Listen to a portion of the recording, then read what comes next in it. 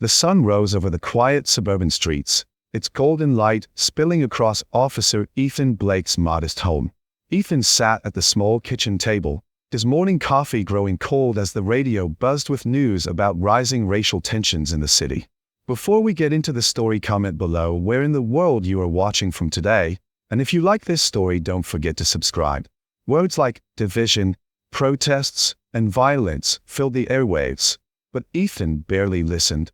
With a sigh, he turned the radio off, preferring silence over the constant reminder of the city's growing unrest.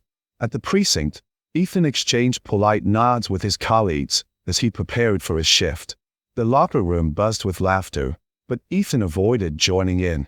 He knew better than to react to their jokes, comments about those people and their troublemaking ways. Instead, he focused on fastening his holster and grabbing his patrol log, the familiar weight of his badge grounding him as he walked out into the day. The crackle of the police radio interrupted the steady hum of the patrol car engine. Disturbance reported at 1400 Maple Avenue, the dispatcher said. Possible break-in. Ethan glanced at his partner, Officer Kane, who rolled his eyes. Maple? Probably just another domestic. Let's get this over with. When they arrived, the neighborhood's mood was palpable. Broken sidewalks and boarded-up windows told stories of neglect. Neighbors peered from behind curtains, their faces wary as the patrol car pulled up to a small, dilapidated house. Standing barefoot on the lawn was a little girl, no older than 7, clutching a battered teddy bear. Her wide, frightened eyes locked onto Ethan as he stepped out of the car. Kane muttered, "Great. Just what we need." But Ethan's attention was already on the child.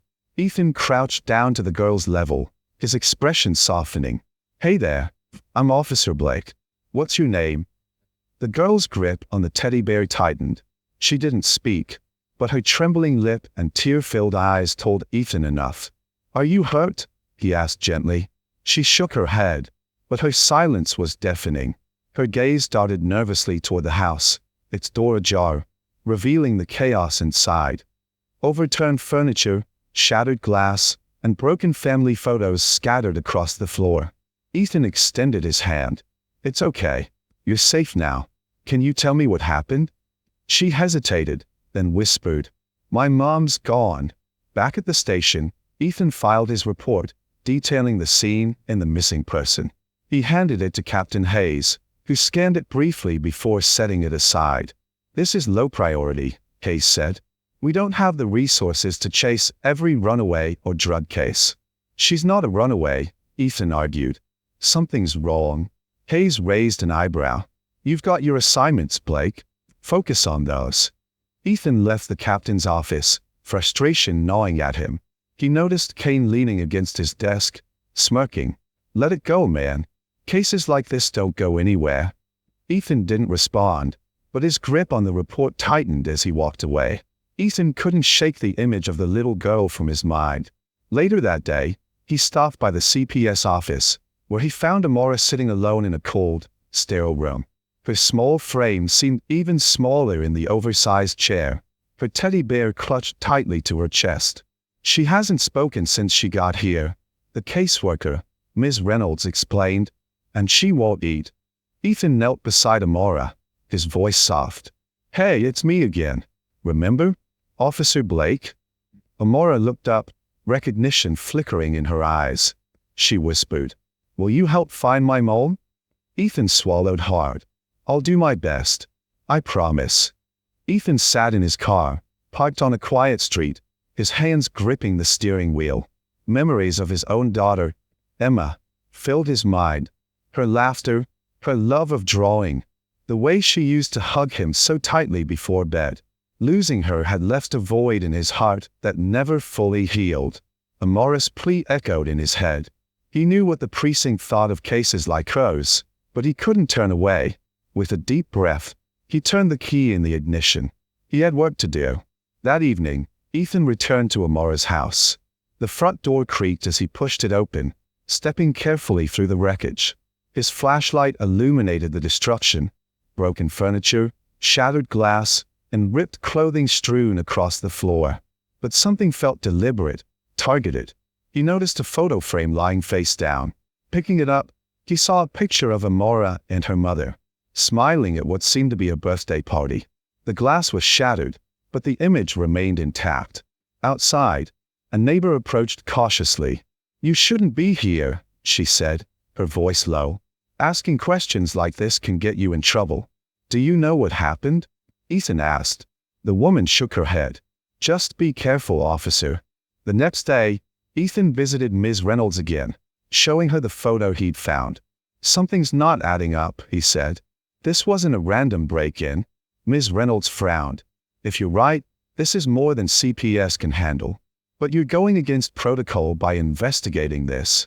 "I don't care about protocol," Ethan replied. "Amora trusts me. I'm not letting her down." Ms. Reynolds sighed. "I'll keep you updated on her placement, but tread lightly, Officer Blake. You're already walking a thin line." Ethan nodded, grateful for her support. As he left, he thought about Amora's words. "Will you help find my mom?" He didn't know where this path would lead, but he was determined to see it through. Ethan sat at his desk, the precinct buzzing around him. He flipped through the scant details in Amora's mother's case file, which had already been labeled low priority. He frowned, then searched for her phone records, scanning the list of incoming and outgoing calls. One number stood out, repeated calls to and from a man named Derek, a known gang member. Before Ethan could dive deeper, Kane leaned over his desk. "You're still on that case?" he asked with a mocking grin. "She's probably long gone. Let it go, Blake." Ethan didn't respond. As Kane walked away, Ethan grabbed his jacket and quietly left to find Derek. Ethan tracked Derek to a smoky bar on the city's edge, a known hangout for gang members. The music was loud, the air thick with tension. Derek sat at a corner table, flanked by two men who watched Ethan approach with wary eyes. "I'm Officer Blake," Ethan said, flashing his badge. "I have some questions about Maria Johnson." Derek leaned back, smirking. "Never heard of her." Ethan's eyes narrowed. "Her phone records say otherwise." The smirk faded, replaced by irritation. "You don't know what you're stepping into, cop," Derek said. "This isn't your business." "I'm making it my business," Ethan replied, his tone firm. Derek stood abruptly, but one of his men grabbed his arm, shaking his head. Derek sneered. "Walk away, Blake. You don't want to dig into this." Ethan returned to CPS that evening. Amora was curled up in a corner of the room, her teddy bear pressed tightly to her chest. She brightened slightly when she saw him. "Did you find my mom?" she asked, her voice trembling. "Not yet," Ethan admitted, kneeling beside her. "But I'm trying." Amora hesitated, then whispered. "A bad man came to our house before she left. He was yelling at my mom. He said he'd come back." Ethan's jaw tightened. "You're safe now. No one's going to hurt you." Amora clung to his hand. "Promise?" "I promise," Ethan said, though the weight of the promise settled heavily on his shoulders. The next morning, Ethan was summoned to Captain Hayes' office. Hayes glared at him over a stack of papers. "You've been poking around gang territory," he said. "What part of low priority don't you understand?" "Amora's mother didn't just disappear," Ethan argued. "This was targeted. And if it is, what are you planning to do? Single-handedly take down a gang? Focus on your real assignments, Blake." Outside the office, Kane smirked. "Trying to be a hero, huh? Hate to break it to you, but no one cares about cases like this." Ethan didn't respond, but his resolve hardened. Determined to find answers, Ethan returned to Amora's neighborhood. He noticed a small convenience store across the street with a security camera pointed toward the house. Inside, the shop owner, a middle-aged black man named Mr. Turner, looked hesitant when Ethan introduced himself. "I need to see your footage from last week," Ethan said. Mr. Turner hesitated. "You're not like the other cops, are you?" Ethan frowned. "What do you mean?" "Most of them don't care about us. But if you're really trying to help, I'll show you." The footage revealed a dark sedan with tinted windows parked outside Amora's house the night of the break-in. The car sped off minutes before the 911 call was made. Ethan traced the sedan's license plate to a rental company but hit a dead end when he tried to access the renter's information. Frustrated, He returned to his car, only to find a note taped to the windshield. "Stay out of it, cop." Ethan scanned the street but saw no one. His pulse quickened. The warning only fueled his determination. Whoever was behind this didn't want him to find answers, which meant he was getting close. That evening, Ms. Reynolds called Ethan with bad news. "Amora's being moved to a temporary foster home outside the city," she said. "It's out of my hands." Ethan's stomach dropped. "She needs stability. Moving her will make things worse." "I know," Ms. Reynolds said, her voice heavy with regret, "but the system isn't built to protect kids like her." Ethan visited Amora before she left. She was sitting in a corner, her teddy bear forgotten on the floor. "You're leaving?" she asked quietly. "It's just for a little while," Ethan said, though he hated the lie. "Don't forget about me," she whispered. "I won't," Ethan promised, his chest tightening as he watched her leave. Alone in his dimly lit apartment, Ethan stared at the security footage of the sedan. His laptop was open to a list of suspected gang members, and his notes were spread across the table. He thought of Amora's plea, Derek's warning, and the vandalized house. The precinct wanted him to let it go. The gang wanted him to back off. Even the system itself seemed designed to fail Amora and her mother. But Ethan couldn't walk away. He picked up his phone and called Ms. Reynolds. "I need to know where Amora's being moved," he said. "She's not safe in the system." Ms. Reynolds hesitated. "What are you planning, Blake?" "Whatever it takes." The night was humid, and the streetlights cast long shadows as Ethan found Derek outside a run-down apartment complex. Derek leaned against the car, smoking, his body language oozing indifference.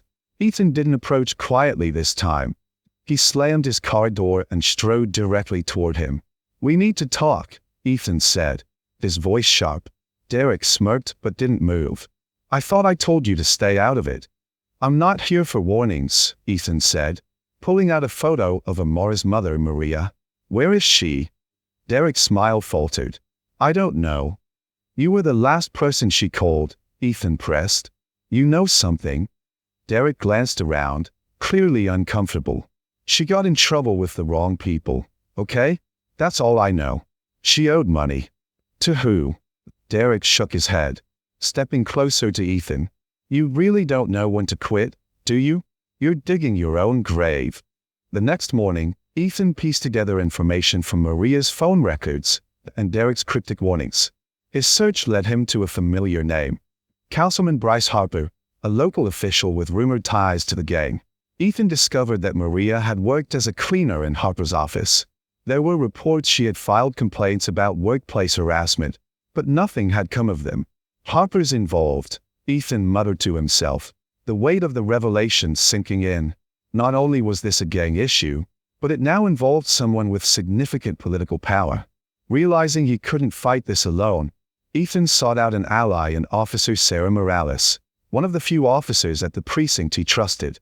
"You're taking a huge risk," Sarah said after hearing Ethan's findings. "If Harper's involved, you're not just taking on the gang, you're taking on the system." Ethan nodded grimly. "If I don't, who will?" Sarah hesitated, but eventually agreed to help. She provided access to restricted records that revealed Harper's connections to gang activity, including a suspicious financial trail leading to gang-controlled properties. "This is big," Sarah said. "You'd better be sure about this." Ethan tracked down a former co-worker of Maria's, a woman named Gloria, who revealed chilling details. Maria had confided in her that she was being blackmailed. Someone had threatened to harm Amora if Maria didn't cooperate. She was terrified, Gloria said, her voice trembling. She said she was going to the police, but nothing happened. She told me, if anything happened to her, it was because of Harper. Ethan's stomach churned. Kane had likely buried Maria's initial complaints, leaving her vulnerable. Ethan's investigation began to ruffle feathers. Kane confronted him in the precinct parking lot, his tone dripping with disdain. "What's your problem, Blake?" Kane demanded. "You think you're some kind of hero?" "She came to us, Kane," Ethan snapped. "And you did nothing." "I followed protocol," Kane shot back. "You're risking your career over a junkie." Ethan stepped closer, his voice low and dangerous. If anything happens to that little girl, it's on you. Kane sneered but didn't respond. As Ethan walked away, he knew the tension between them had reached a boiling point. Ms. Reynolds called Ethan with troubling news. Amora's foster home had reported a strange car circling the neighborhood. "They're watching her," Ms. Reynolds said, her voice shaking. Ethan made a split-second decision. He picked Amora up from the foster home, despite the potential consequences. He drove her to a motel on the outskirts of town and booked a room under a false name. "You're safe here," he told her. "I'll be close by." Amora stared at him with wide, trusting eyes. "You won't leave me, will you?" "Never," Ethan promised, his voice firm. Back at the precinct, Ethan returned to find his desk cleared. Captain Hayes stood by, his expression stern. "Kane says you've been interfering with an ongoing investigation," Hayes said. "And now you've taken a child out of state custody?" Ethan clenched his fists. "Amora isn't safe. The system isn't protecting her." "That's not your call to make," Hayes snapped. "You're suspended until further notice." Ethan left the precinct, feeling the weight of the betrayal. His badge and gun were gone. But his determination wasn't. If the system wouldn't protect Amora, he would.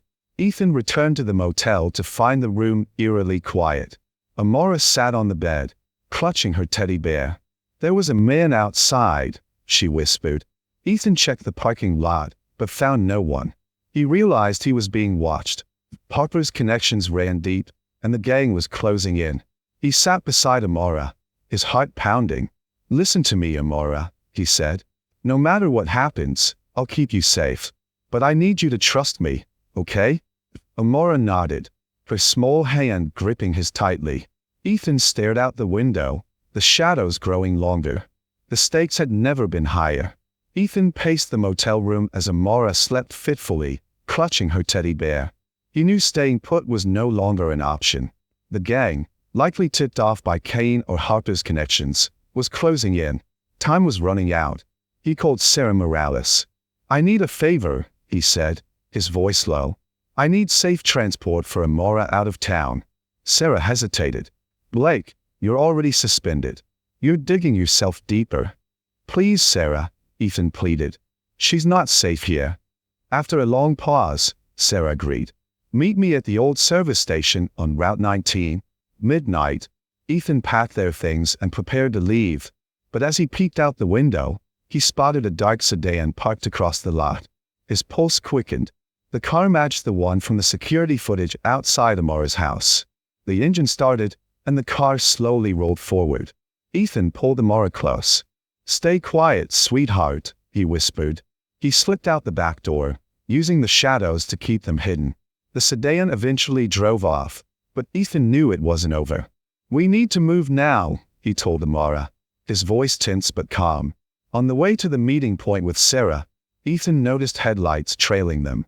He made several turns, testing the car's persistence. When it became clear they were being followed, Ethan turned onto a dirt road, hoping to lose them in the darkness. Suddenly, the pursuing car sped up, ramming into the back of Ethan's car. Amora screamed, and Ethan fought to maintain control as the car swerved violently. He managed to pull over, grabbing Amora and running into the woods. The pursuers didn't follow immediately, but Ethan knew they wouldn't give up. He whispered to Amora, "I need you to be brave, okay? Stay close to me." Hours later, they finally reached the service station, muddy and exhausted. Sarah was waiting, her unmarked car idling under the flickering station lights. She stepped out, her face a mixture of relief and concern. "Are you okay?" she asked, glancing at Amora. "We're fine," Ethan lied. "We need to get her out of town." Sarah nodded. "There's a shelter upstate. It's not perfect, but it's safe. I'll drive her myself." Ethan knelt beside Amora. "You're going with Sarah, okay? She'll take care of you." Amora's eyes filled with tears. "You're not coming?" "I'll find you," Ethan promised, his voice cracking. "I just need to finish this first." Amora hugged him tightly, her small frame trembling. Ethan watched as Sarah drove off, the taillights disappearing into the night. Determined to end the threat, Ethan decided to confront Harper directly. He drove to the councilman's office, breaking in after hours. Harper's desk was meticulously organized, but Ethan found what he was looking for: a ledger detailing payments made to the gang for protection services and hush money for covering up Maria's complaints. He also found a chilling note in Maria's handwriting: "If anything happens to me, it's because of Harper." As Ethan snapped photos of the evidence, his phone buzzed with a message from an unknown number. "We know where the girl is." Ethan cornered Harper at his home, catching him off guard. Harper, still in his suit and tie, tried to maintain his composure. "You're making a mistake, Blake," Harper said, his voice measured. "Whatever you think you know, you're wrong." Ethan slammed the ledger onto the table. "Maria came to you for help, and you turned her over to them. Where is she?" Harper's mask slipped for a moment, fear flashing in his eyes. "She's gone," he said quietly. "There's nothing you can do." Ethan's anger boiled over. "You're going to pay for this." Harper smirked, regaining his composure. "You're just one man, Blake. No one's going to believe you." As Ethan left Harper's home, a police cruiser pulled up. Kane stepped out, his gun drawn. "Should have stayed out of it, Blake," Kane said, his voice dripping with smugness. "You're done."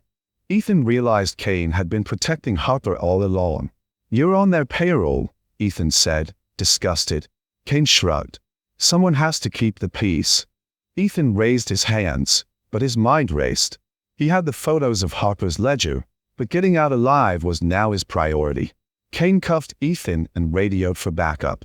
As they waited, Ethan feigned compliance, then used a distraction: a loose piece of debris on the ground, to disarm Kane and escape. Dodging through alleys and back streets, Ethan made his way to a secure location where he uploaded the evidence to a cloud drive and emailed it anonymously to a trusted journalist. The next morning, headlines screamed, "Councilman Harper linked to gang corruption." Ethan, now a fugitive, knew he couldn't return to his normal life. But as he read the news and saw Harper's name being dragged through the mud, he felt a sense of victory. Amara was safe, and the truth was out. The morning after the expose, the city buzzed with the shocking revelations of Councilman Harper's connections to gang activities. The news played on every channel, showing Harper's forced resignation amid the scandal. Ethan watched from a safe house, his face impassive but his mind racing. Amara was safe for now, and Harper's name was tarnished, but Ethan knew this wasn't the end. The gang, exposed and cornered, would likely retaliate.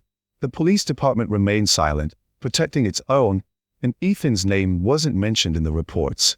A small relief, but also an isolation. Sarah called Ethan using a burner phone, her voice urgent. "Blake, the precinct's a mess. Kane's accusing you of falsifying evidence to frame Harper. They're saying you went rogue." Ethan sighed, gripping the phone tightly. "Of course they are. There's more," Sarah continued. "The gang's put a hit out on you. Derek's people know you sent the evidence to the media. You need to lay low." Ethan stared at the empty room around him. "I'm not stopping until this is over." "You can't fight this alone," Sarah said. "Let me help." "Keep watching over Amara," Ethan replied. "That's how you can help." Ethan received a coded message from Sarah, letting him know Amara had been safely placed in a long-term foster home under a pseudonym. The family, warm and nurturing, seemed to understand the importance of keeping her safe. Ethan risked a short call with Amara. "Are you okay, sweetheart?" Amara's small voice came through the line. "I miss you." "I miss you too," Ethan said, his throat tight. "But I promise I'll come see you when it's safe." "Will you bring my mom?" Amara asked.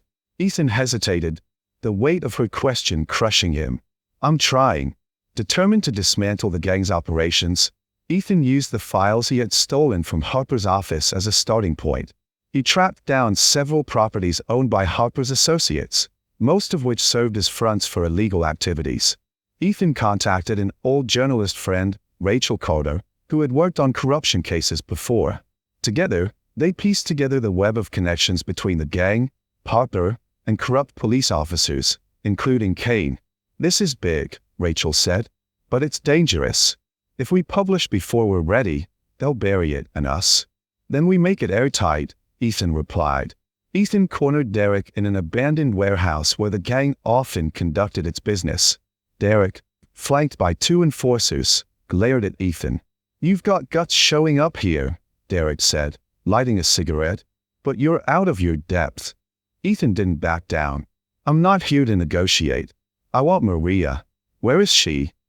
Derek chuckled darkly. "Maria's gone. You're wasting your time."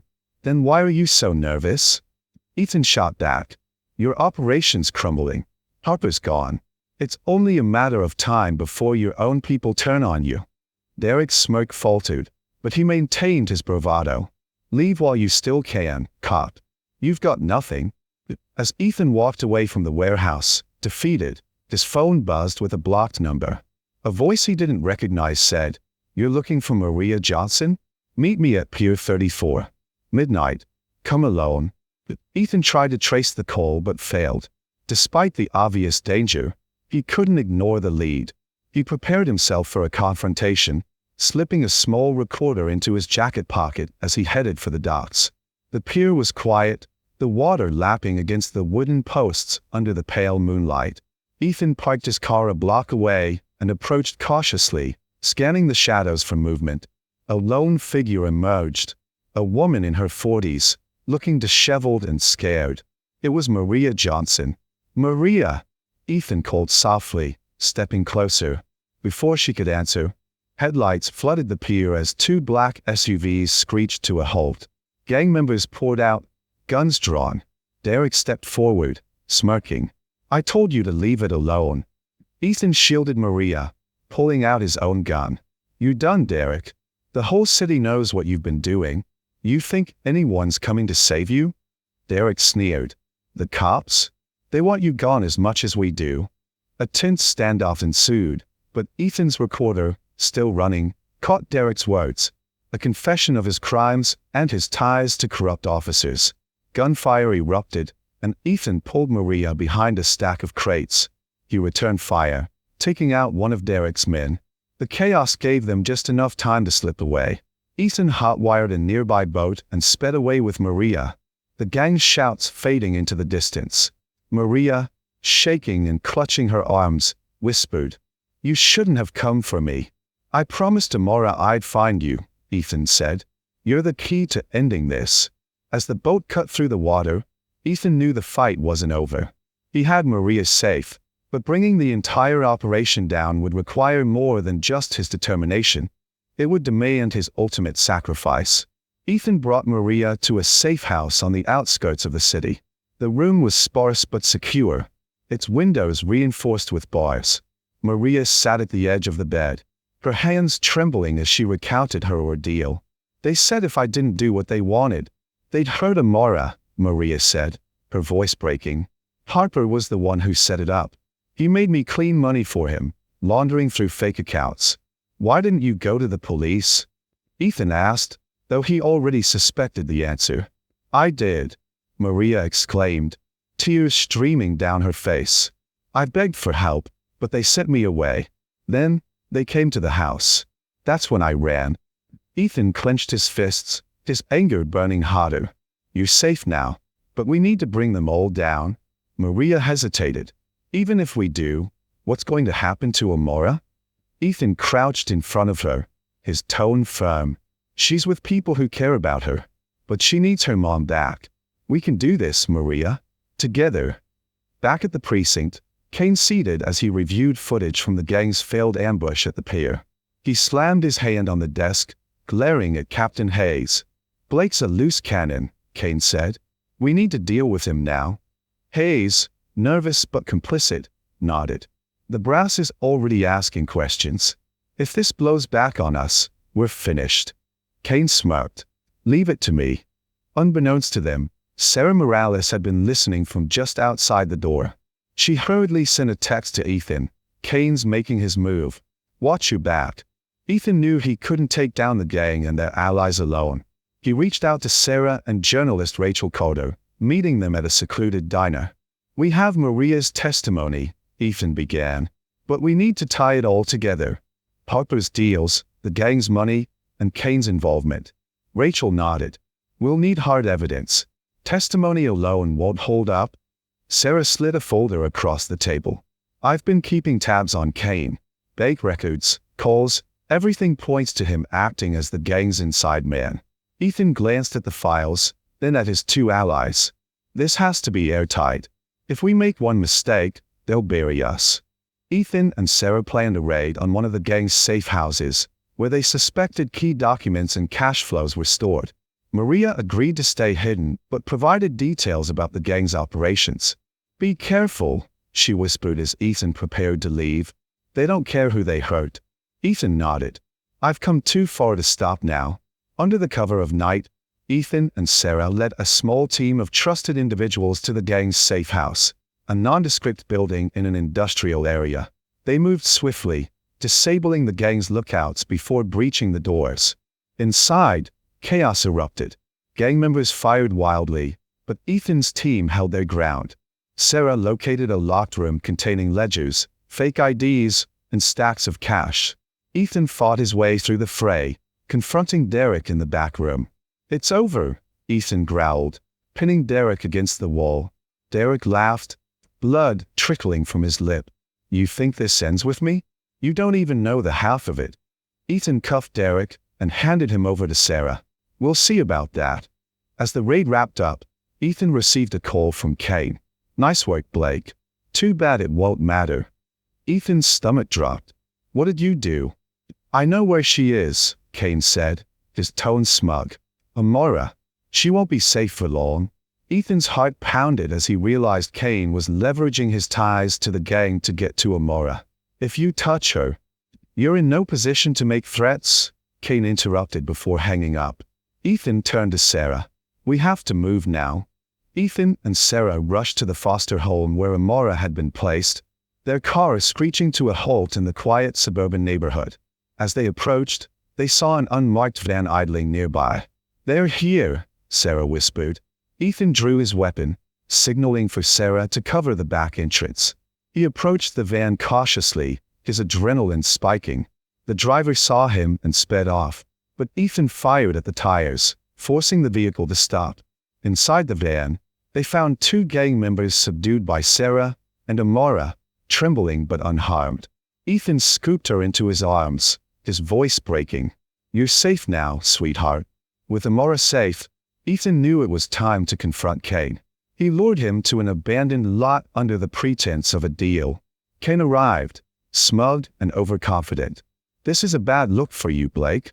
A disgraced cop trying to play hero. Ethan recorded every word as Kane boasted about his involvement with the gang, his corruption, and his role in burying Maria's pleas for help. You're finished, Ethan said, stepping forward. Kane drew his gun, but Sarah and backup officers emerged, weapons drawn. Drop it, Kane, Sarah ordered. Realizing he was outnumbered, Kane surrendered, his arrogance fading as he was cuffed and led away. The next morning, news broke of the police raid and Kane's arrest. The media swarmed the precinct as cameras captured Kane being escorted in cuffs, his face pale with humiliation.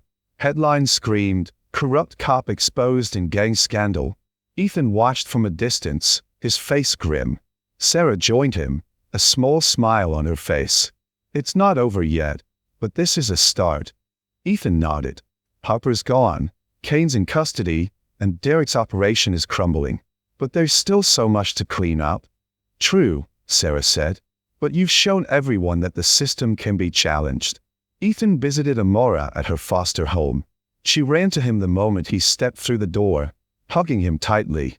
I knew you'd come back, she said, her voice muffled against his chest. Ethan knelt down, brushing a strand of hair from her face. You're safe now, Amora. No one's going to hurt you. What about my mom? She asked, her big eyes searching his face. Ethan hesitated, then smiled gently. We're working on it.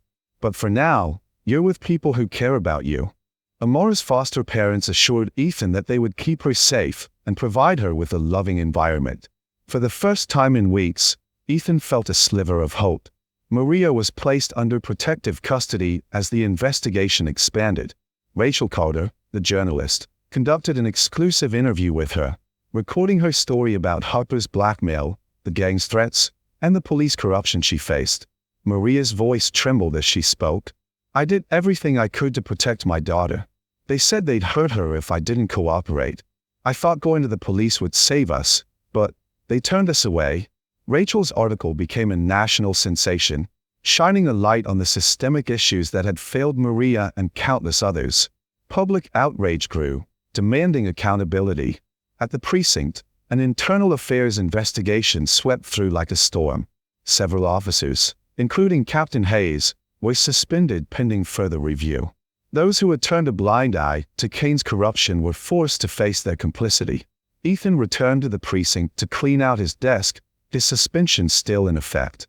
Colleagues avoided his gaze, but Sarah approached him, her expression proud. "You did the right thing," she said. "At what cost?" Ethan replied, gesturing to the empty desk. "I'm out of a job, and half the precinct hates me." Sarah placed a hand on his shoulder. "The cost was worth it. You've changed lives, Ethan. Remember that." Protests erupted across the city, calling for police reform and greater protections for vulnerable communities. Amora's neighborhood, once silent in its despair, became a hub for organizing and activism. Ethan attended a community meeting in civilian clothes, sitting quietly in the back.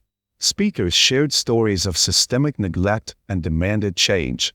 After the meeting, a woman approached him. "You're Officer Blake, right?" she asked. Ethan nodded. "Not anymore."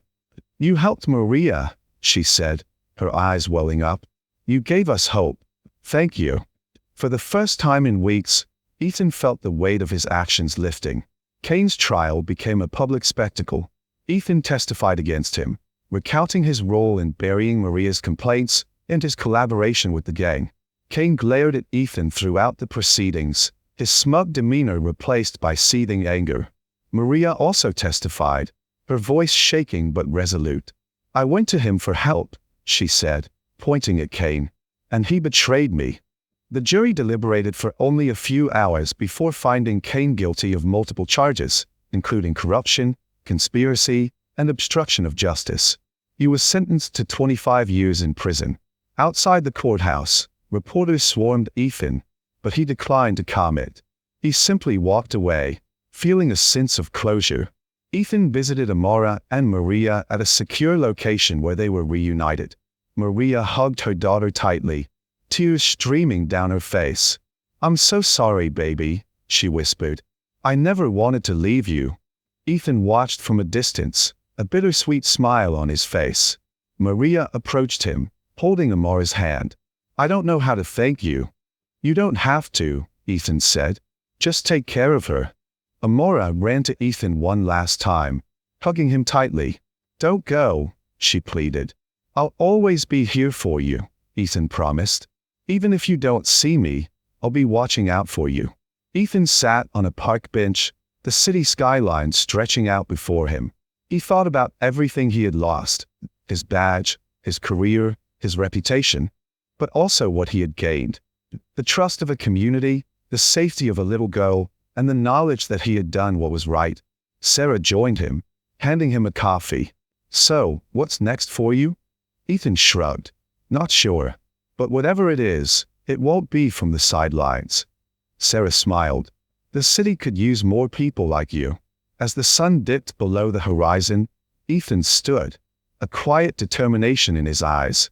The fight wasn't over, but he was ready for whatever came next. The precinct buzzed with uncertainty as new leadership took over. Captain Hayes had been replaced by Captain Lindegrad, a progressive and no-nonsense officer who immediately initiated reforms. Mandatory ethics training, stricter oversight, and open-door policies were introduced to address the systemic issues uncovered during Kane's trial. Ethan, still technically suspended, was called in for a meeting with Captain Grant. "You've made a lot of enemies here, Blake," Grant began, her tone direct. "But you've also exposed truths this precinct needed to face. I can reinstate you, but only if you're willing to work under intense scrutiny." Ethan considered the offer. "I didn't do this for my career," he replied. "But if staying means I can help fix what's broken, I'm in."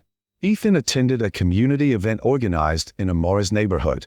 Food stalls, music, and speeches from local activists created an atmosphere of hope. Maria and Amora were there, smiling and relaxed for the first time in months. Maria introduced Ethan to a small crowd. "This man saved my life and my daughter's. He fought for us when no one else would." Ethan, embarrassed by the attention, spoke humbly. "I just did what I thought was right, but this fight isn't over. It's up to all of us to make sure this kind of injustice doesn't happen again." The crowd erupted in applause, and Ethan felt a renewed sense of purpose. Ethan visited his estranged father, Thomas Blake, a retired police officer known for his conservative views. Their relationship had been strained for years due to differences in their beliefs about policing and justice. Thomas greeted Ethan with a mixture of pride and skepticism. "Saw you on the news," he said, handing Ethan a beer. "You stirred up quite the hornet's nest." "I didn't do it to make headlines," Ethan replied. "I did it because it was the right thing to do." Thomas studied his son for a long moment. "You think things will really change?"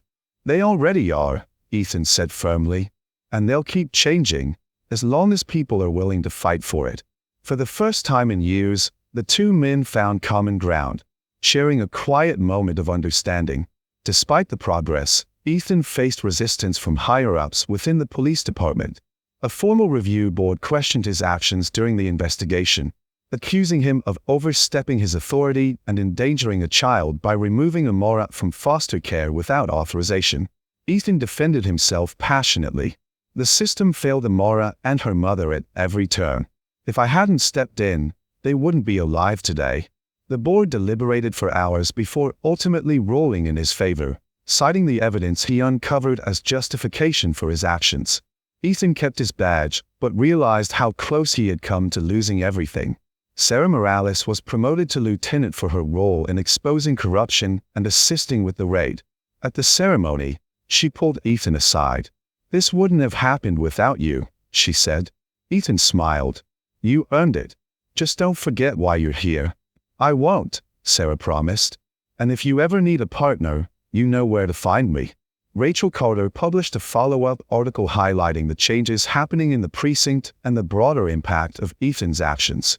The piece included quotes from Maria, Sarah, and community leaders, painting a picture of a city beginning to heal. Ethan read the article in his kitchen, a cup of coffee in hand. He felt a swell of pride, but also a lingering sense of responsibility.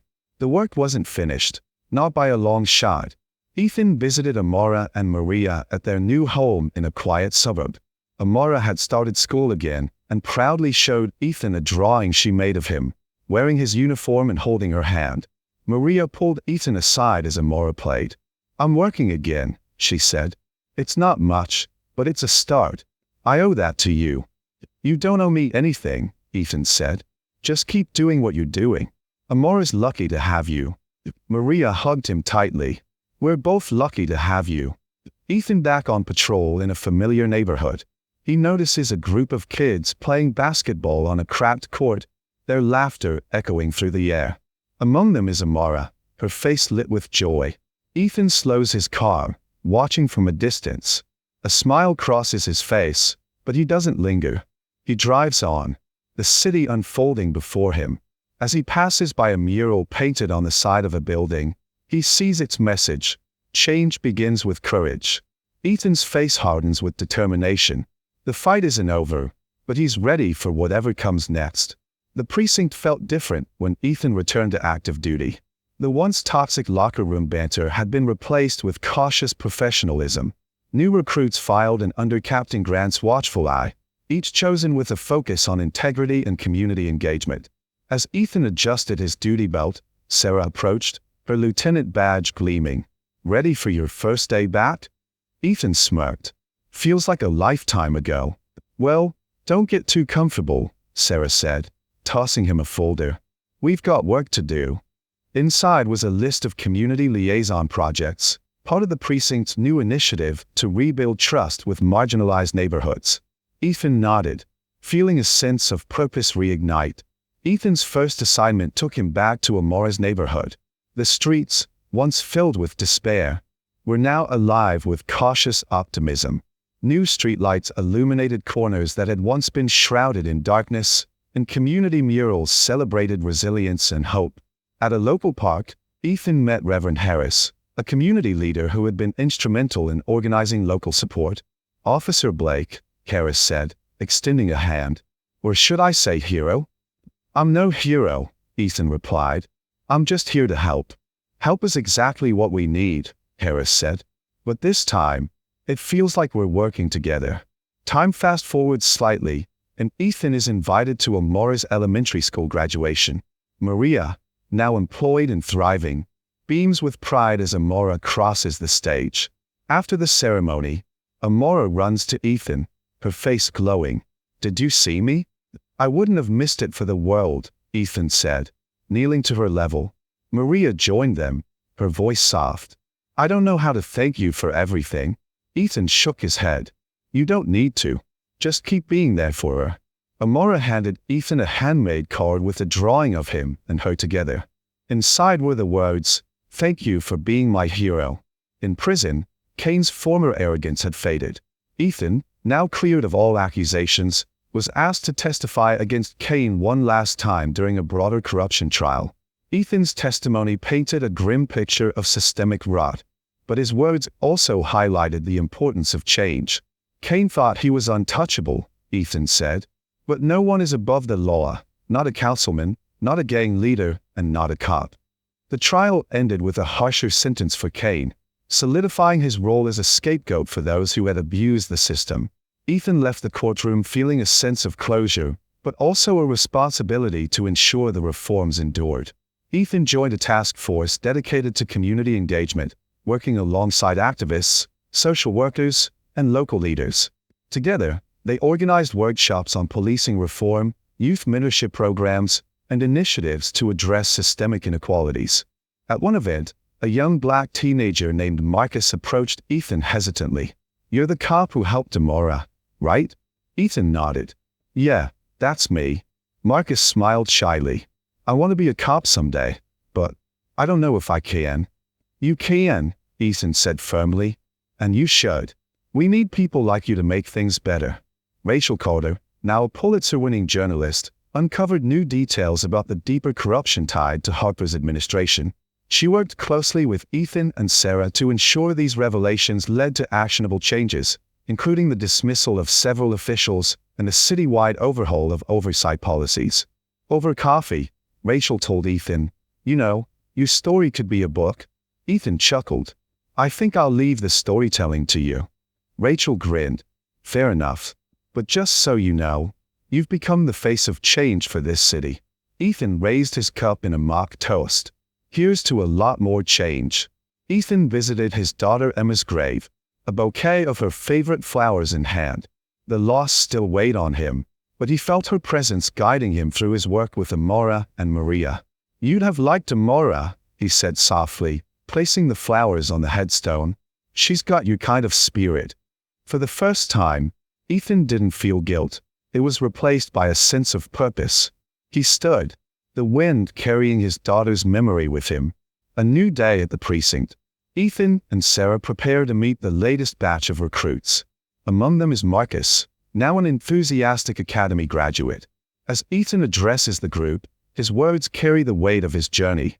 This badge isn't about power, it's about service. It's about doing what's right, even when it's hard. Later, as Ethan patrols the city, he drives past Amora's school. She waves from the playground, and he waves back, a quiet smile on his face. The camera pans to the city skyline, where a new mural reads, "Courage creates change." Ethan drives on, his purpose renewed.